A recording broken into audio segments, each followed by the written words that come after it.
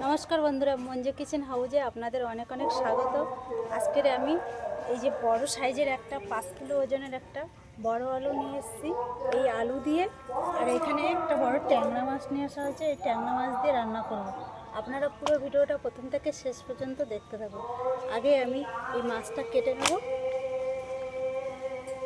মাছটা দিয়ে রান্না করলে না দারুণ লাগবে, কিন্তু এখন এই শীতের সময় এইসব ধরনের খাবার কিন্তু বেশি ভালো লাগে খেতে। মাছের কাঁটাগুলো খুব শক্ত।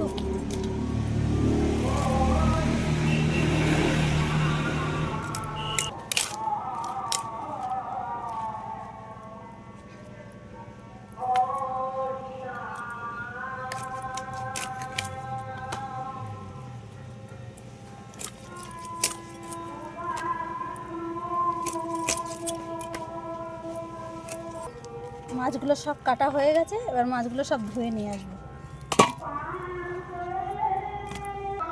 এবার আলুটা কেটে নেব।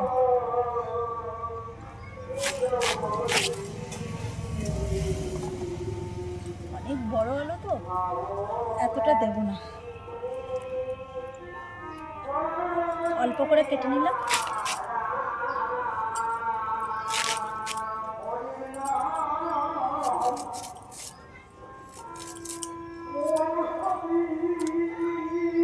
আমাদের পাড়ায় একজনের বাড়িতে হরিনাম হচ্ছে, এই জন্য এই সাউন্ডটা এত জোরে আসছে না।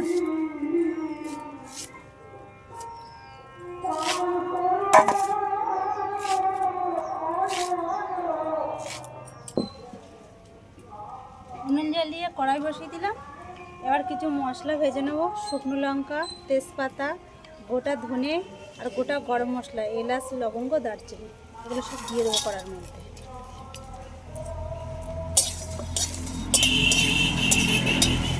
এগুলো একটু হালকা নেড়ে চেড়ে নিয়েছি। এবার এর মধ্যে দিয়ে দেবো আদা, এরকম ছোটো ছোটো টুকরো টুকরো করে কেটে নিয়েছি, আর জিরে, এটাও একই সাথে দিয়ে দেবো। দিয়ে আর ভালো করে একটু ভেজে নেব। মাছের মধ্যে দিয়ে দিচ্ছি সর্ষের তেল, লবণ আর হলুদ। ট্যাংরা মাছ তো ভাজতে গেলে এগুলো ফাটে খুব, ওই জন্য সর্ষের তেলটা দিয়ে দিলাম। এগুলো সব ভালো করে ভেজে নিয়েছি, এবার লাগিয়ে নেব। কড়াইতে দিয়ে দিচ্ছি সর্ষের তেল।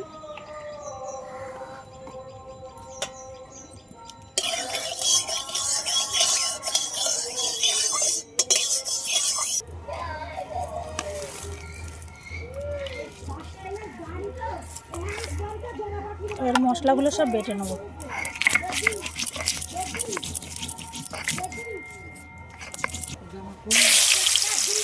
মাছগুলো সব ভেজে নেব।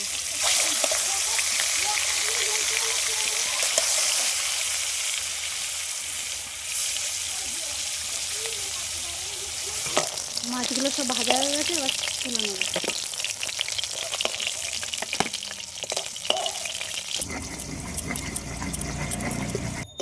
এই মাছ ভাজা তেলের মধ্যে আলুগুলো সব দিয়ে দেবো। অল্প করে লবণ দিয়ে দিচ্ছি, অল্প করে হলুদের গুঁড়ো।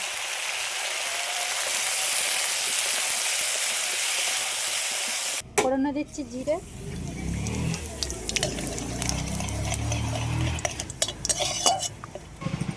টমেটো, স্বাদ মতো লবণ,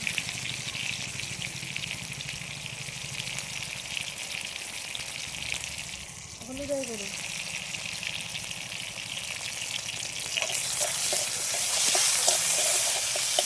এবার এই বাটা মশলাটা দিয়ে দিচ্ছি। এই মশলাটা দিয়ে কিন্তু বেশি কষাবো না, একটু হালকা নেড়ে চেড়ে, যেহেতু এটা ভাজা মশলা তো। এবার আমি এই ভেজে রাখা আলুটাও দিয়ে দিচ্ছি। এবার সবগুলো একসাথে খুব ভালো করে কষিয়ে নিই। আলুটা কত সুন্দর করে কষিয়ে নিয়েছি এই মশলার সাথে, দেখতে কি সুন্দর লাগছে। এবার জলটা আগে দিয়ে গরম করে রেখেছিলাম, এই গরম জলটা দিয়ে দিচ্ছি।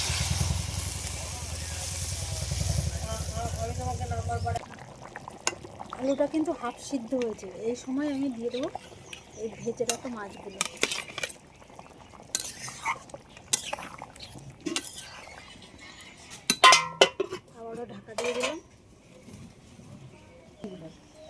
তরকারিটা হয়ে গেছে, এবার একটু ধনেপাতা কুচি এর উপরে ছড়িয়ে দিয়ে দিচ্ছি। আর এই তরকারির ঝোলটা একটু পাতলা অবস্থায় লাগাবো, কেননা এই নামানোর সাথে সাথে কিন্তু একদম এই তরকারির ঝোল পুরো ঘন হয়ে যাবে। বড় আলু তো একটু পাতলাই নামাতে হয় এরকম। ট্যাংরা মাছ দিয়ে বড় আলুর তরকারি তো রান্না কমপ্লিট হয়ে গেল। আর আপনাদের যদি এই ভিডিওটা ভালো লেগে থাকে লাইক কমেন্ট শেয়ার করে আমার বন্ধু হয়ে পাশে থাকে।